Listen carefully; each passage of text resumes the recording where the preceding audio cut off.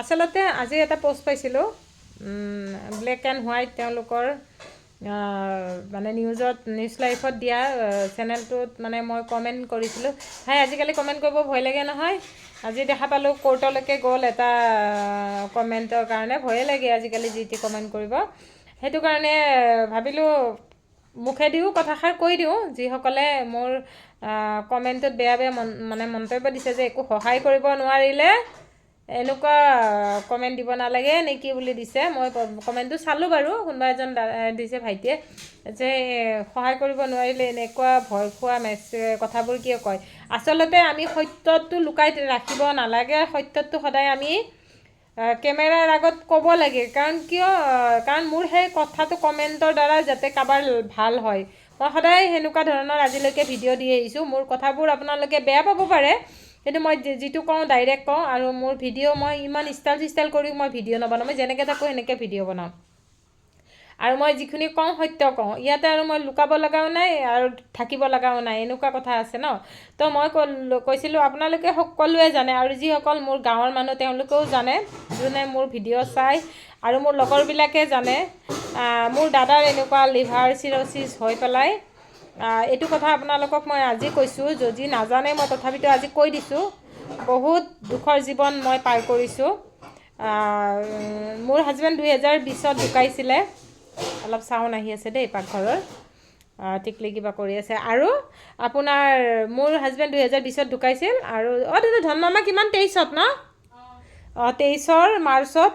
মোৰ দাদা, যোনজন মই ক'লোঁ লিভাৰ চিৰ'চিছ হয়, মই মানে 2 বছৰতে এনেকুৱা মানে গেপ দি পেলাই দাদা আৰু হাজবেণ্ডক হেৰাইছোঁ। মানে দাদাৰো লিভাৰ চিৰ'চিছ হৈছিল। প্ৰথম সি একো গম পোৱা নাছিলে,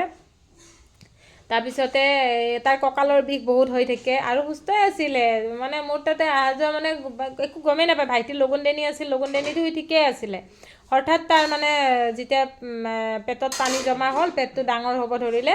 তেতিয়া গাঁৱত তাতে মানে আমাৰ ওচৰৰ যোনখন চিভিল আছে তাতে দেখালে। তাৰপৰা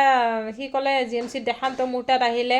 আৰু মই যিহেতু গুৱাহাটীত থাকোঁ, GMCখনত আহিলেতো মোৰ তাতে থকা যাব ন। তো দাদাৰ এনেকৈ, আৰু আমাৰ ঘৰত মানে কোনো ইমান নাজানে মানে ক'ত কি আছে, চব ময়ে কৰোঁ, মানে গোটেইখিনি বস্তু মই কৰিব লগা হৈছে। তো দাদা আৰু বৌক গুৱাহাটীলৈকে মাতি GMCত ট্ৰিটমেণ্ট কৰিলোঁ। যেতিয়া মই ট্ৰিটমেণ্ট কৰিছোঁ, তাৰ লিভাৰ যোনটো তেওঁলোকে কৈছে ট্ৰেন্সফাৰ কথাটো, লিভাৰ ট্ৰান্সপৰ্ট নে কি বুলি কয়, কি বুলি কয়, ট্ৰান্সপ্লাণ্ট, একো নাই, লিভাৰ ট্ৰান্সপ্লাণ্ট। মুখত কিছুমান শব্দ কোৱাত মানে হ'ব পাৰে ভুল। ট্ৰান্সফাৰটো একেই কথা নহয়, ট্ৰান্সপ্লাণ্ট মানে তুমি শুনা, মই তোমাক বুজাওঁ যে এটা লিভাৰ তোমাৰ এটা বেলেগ মানুহৰ পৰা এটা লগত দিয়ে ট্ৰান্সফাৰ কৰিছে, বাট একে শব্দ আমাৰ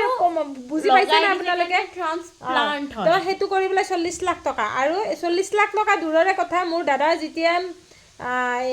এবছৰ থাকিলে দেই, তাৰ আগতে যেতিয়া মই 2 মাহমান 22 জুলাই মানত গম পাইছে, নহয় ৰ'বা, 22 মে জুন জুলাই মুঠতে মানে যেতিয়া দাদা 2 মাহমান হৈছে, তেতিয়া গুৱাহাটী GMCত লৈ আহিলোঁ। প্ৰথম মই প্ৰাইভেটকৈ দেখালোঁ, তেখেতে ক'লে। তাৰপিছতে মোৰ মনে নামানি আকৌ মই GMCত গ'লোঁ। তেতিয়া GMC ডক্টৰক মই, দাদা যেতিয়া ওলাই আহিছে, ডাঙৰ দাদা আৰু মই আছিলোঁ। ডাঙৰ দাদা আৰু মই সিহঁত মানে যোনটো বেমাৰ আৰু এইটো ধন্দা যেতিয়া মই সিহঁত ডাঙৰ দাদা আৰু ধন্দাক বাহিৰলৈকে পঠিয়াই মই ডক্টৰৰ লগত GMC ডক্টৰৰ লগত মই নিজে কৰিছোঁ যে ছাৰ ট্ৰিটমেণ্ট কৰিলে ভাল হোৱাৰ চান্স আছেনে নাই।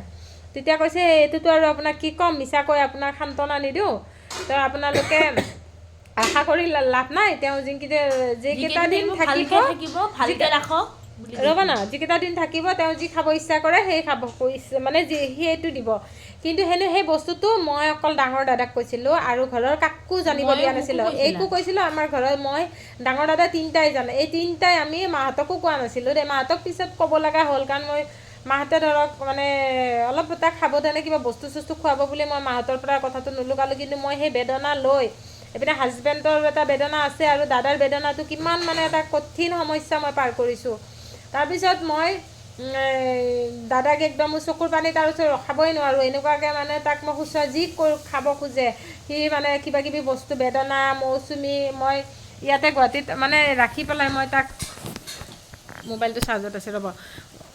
ইয়াতে ৰাখি পেলাই মই তাক মানে গোটেইখিনি বস্তু খুৱাবলৈ চেষ্টা কৰিছিলোঁ আৰু ময়ো যিহেতু আপোনাৰ জানেই মই ইমান ডাঙৰ চাকৰি মোৰ একো নাই বিজনেছ যিহেতু তেতিয়াৰ পৰা মই একো ভাল কাম এটাও পোৱা নাছিলোঁ সেনেকৈ মই যিখিনি আছিলে পইচা সেইবিলাক চব তাৰ নামত গ'ল এটা মেডিচিন না আপোনাৰ 700-800 টকা 300 টকা মানে আৰু যিকেইটা GMCত মেডিচিনে নাপায় এতিয়াহে GMCত মেডিচিন নাথাকিলে লিখিব হাক দিছে তেতিয়া সেনেকুৱা নাছিলে এতিয়া যোনটো নাথাকে সেইটো বাহিৰৰ পৰা কিনিব লাগে আৰু যোনটো কম দামী মেডিচিন সেইটোহে GMCৰ পৰা পায় তাৰপিছত এনেকৈ বহুত টকা পইচা মোৰ তাৰ নামত বহুত ধাৰ হৈ গ'ল ময়ো বেংকৰ লোন চোন লৈ কিবাকিবি কৰি তাৰ ট্ৰিটমেণ্টটো কৰিলোঁ আৰু কিন্তু সি ভাল নাপায় তাৰ ব্ৰেইনত উঠি গ'ল বেমাৰ আৰু ব্ৰেইনত বেমাৰটো উঠি গ'লে যেতিয়া ঘৰৰ কাৰো ওচৰত নাজানে মানে ঘৰৰ পেচাব কৰি দিয়ে গামোচা খুলি দিয়ে মাথাটো দুখ হৈ যায় মানে সি চিঞৰিব ধৰে তাৰপিছত সি যেতিয়া হুঁচ আছে মানে ঘৰত বৌক কৈ দিছিলে যে মোৰ যদি কিবা হৈ যায় তেতিয়াহ'লে তুমি মাইনাক নুসুধাকৈ একো ডিচিশ্যন নল'বা সি মোক মাতি আছিলে আনা তোক চাব মন গৈছে কিন্তু লাষ্টত মই তাক দেখা নাপালোঁ মই ঘৰলৈকে যেতিয়া পঠিয়াই দিলোঁ ইয়াতেতো মানে মই ভাড়া ঘৰত থাকোঁ আনকি ভাড়া ঘৰৰ মালিকে ক'লে যে আপোনালোকে যদি এনেকৈ আলহী ৰাখে তেতিয়াহ'লে আপোনালোকে ৰুম খালী কৰিব লাগে এইপিনে দাদাৰ এনেকুৱা মানে মই মানে নিৰুপায় হৈ গৈছিলোঁ সেইখিনি সময়ত তাৰপিছতে এইপিনে পটককৈ ৰুম নাপায় তাৰপিছত মই এতিয়া যোনটো ৰুমত আছোঁ এইটো ৰুম মই হঠাৎ মানে এনেকৈ লৈ ল'লোঁ আৰু আলোচনা কৰি পেলাই ঘৰত তাৰপিছত এনেকৈ দাদা গমেই পাওঁ আৰু ইমান এইপিনে দাদাক ঘৰত পঠিয়াই দিলোঁ তাৰপিছত দাদা এইপিনে ছোৱালী মেট্ৰিকৰ পৰীক্ষা ক্লাছ 9ত তেতিয়া তাই টেষ্ট পৰীক্ষা দিছে টেষ্টৰ পৰীক্ষা আহি আছে দাদাই এইপিনে মাতে তোক চাব বহুত মন গৈছে তাৰপিছত এতিয়াও মোৰ মানে দুখ লাগে এতিয়াও দুখ লাগে তাৰ কথা ক'লে সি অলপ বেলেগ আছিল ঘৰৰ মানে চবত চাই বেলেগ আৰু মানে বহুত মৰমৰ আছিলে এই কাৰণে পাগলা আছিলে মানে এই বহুত সপোনত এয়া হৈছিলে তাৰপিছত সি মোক চাব বহুত ইচ্ছা আছিলে কিন্তু সি ঘৈণীয়েকক মানে বৌক কৈ দিছিলে যে মোৰ যদি আৰু নেক্সট টাইম মোৰ মাথাত বেমাৰটো উঠে তেতিয়াহ'লে মই যদি একো ক'ব নোৱাৰোঁ তুমি মাইনাক সুধিবা হয়ো হয় সি যেতিয়া ৰাতিপুৱা এনেকুৱা পাগলামি নিচিনা কৰিছে তেতিয়া বৌয়ে ফোন মাৰিছে কি কৰোঁ বুলি তাৰপিছত মই ক'লোঁ ওচৰত যিখন মেডিকেল আছে তাতে ভৰ্তি কৰি দিয়া মই গৈ আছোঁ বুলি কৈছোঁ তাৰপিছত মই টিকলিক ইয়াতে থৈ মই ময়ো গৈছিলোঁ তুমি গৈছিলা ন তাৰপিছত ময়ো এনেকৈ গ'লোঁ তাৰপিছত আৰু দাদাই কান্দি ফোন কৰিছে নাবাচে বুলি মুখেদি তেজ ওলাইছে তাৰপিছত মুখেদি তেজ ওলালে জানেই আপোনালোকে কোনো মোক ডক্টৰে কৈয়ে থৈছে খুব বেছি সেই 3 মাহ বুলি কৈছিলে কিন্তু মই তাক ঔষধৰ জোৰত মোৰ যিমান যি আছিল চব চেছ কৰি দিছোঁ তাৰ নামত একমাত্ৰ ভগৱানে জানে কিন্তু নাম কাৰোৰ পৰা মই আশাও নকৰোঁ ভগৱান আছে মই দাদাক বচাব নোৱাৰিলোঁ কিন্তু সি য'তে আছে ভালকৈ থাকক সেইটোৱে কামনা কৰিছোঁ সেইকাৰণে মই যিখিনি জানো সেইটো কমেণ্টৰ দ্বাৰা সেই পষ্টটোত মই লিখিছিলোঁ যে মই ভিক্ষাৰী হৈ গ'লোঁ দাদাৰ টেবলেট খুৱাই সেইখিনি সময়ততো কোনো মোৰ লগৰ কিছুমানে 500-1000 সহায় কৰিছে লগৰ কিছুমানে কৰিছে কিন্তু মই বহুত ডাঙৰ মানে গ্ৰুপবিলাকতো দিছিলোঁ কাৰোৰ পৰা এটকাও সহায় নাহিলে সেইখিনি সময়ত সেইটো কাৰণে মই মানে পইচা খোজাটো বাদেই দিছোঁ এনেকৈ মানে কাৰোৰ পৰা মই যিখিনি পাৰোঁ নিজে কৰিছোঁ তাৰে মাজত লগৰ এজনীয়ে এনেকৈ 1000 কোনোবাই 1000 এনেকৈ দিছে এসপ্তাহৰ ঔষধ এনেকৈ আহি যায় আৰু মানে কোনোবাই 500 টকা দিলেও মই তাৰ কাৰণে মানে ঔষধটো আনো আৰু যেতিয়াই মই হাত দাঙি দিলোঁ মই নোৱাৰা হৈ গ'লোঁ তেতিয়াই দাদাৰ মাথাত আৰম্ভ হ'ল ঔষধ 2 দিন নোখোৱাল মাত্ৰ মই 2 দিন ঔষধ দিব পৰা নাছিলোঁ তেতিয়াই দাদাৰ ব্ৰেইনত হ'ল লাষ্ট সেই তেতিয়াই মানে ৰাতিপুৱাই মানে ব্ৰেইনত ধৰিছে আৰু হস্পিটেলত ভৰ্তি কৰিছে ডক্টৰক মাৰি কৰি বেয়া কৰিছে মুখেদি পূৰা মানে নাৰ্ছক একদম মানে চিনিয়ে নাপায় একদম মানে আঁকুৰিছে খামুচিছে গুৰ মাৰিছে তাক ইমান মানুহ ধৰি ৰাখিব পৰা নাই তাৰপিছতে সি অলপ সময় থকাৰ পিছতে আৰু ভেণ্টিলেটাৰ দি থৈছে এইটো অলৰেডি ডেটেই আৰু মুখেদি তেজ ওলাইছে আৰু মানে এটা কথা ক'ব বিচাৰোঁ যে যদি আপোনালোকে মানে এণ্টিবায়'টিক খুৱাই আছে মানুহজনক আয়ুৰ্বেদিক যদি কোনোবাই সাজেষ্ট কৰে সেইটো নোখোৱাব আমাৰ মামাক আমি আয়ুৰ্বেদিকৰ কাৰণেই হেৰালোঁ ক'ব গ'লে সেইটো বহুত মানে ডাঙৰ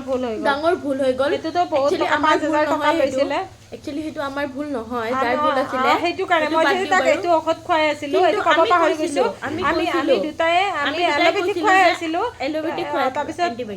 এণ্টিবায়'টিক মানে যোনটো এল'পেথিক তাৰপিছত মানে আয়ুৰ্বেদিক খোৱা গ'ল দুটা বস্তুটো তাৰ সি মানে নিজে কৈছিলে খাম বুলি ভাল হ'ব বুলি কৈছিলে কোনোবাই কৈছে ভাল হ'ব সেইটো কাৰণে সি খালে এইটো বহুত কেতিয়াবা এনেকুৱা সেইকাৰণে এইটোত মানে আশাক মানে যোনটো যদি এইটো কি মোৰ মুখত নাই ট্ৰান্সপ্লান্ট এইটো মানে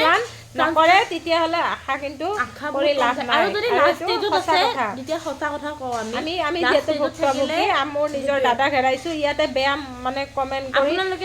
আপোনালোকে যদি এয়াৰ কৰে আমি ফটো এখনো ইয়াতে লগাই দিব পাৰোঁ অঁ যে আপোনালোকে বিশ্বাস নকৰিবও পাৰে আমি মই ইয়াতে ফটো এখন লগাই দিম দাদাৰ নাই কোৱা বা দাদাৰ ইয়াত মিছা ফটো কথাও ক'ব এখন পাৰোঁ লগাই বুলি। দিম দাদাৰ কেনেকুৱা দৃশ্য হৈ গৈছিল আপোনালোকে চাব দেই আৰু সেইটো আমি মিছা কথা কয় বা এজন মানুহক আমি সেয়া কৰি একো লাভ নহ'ব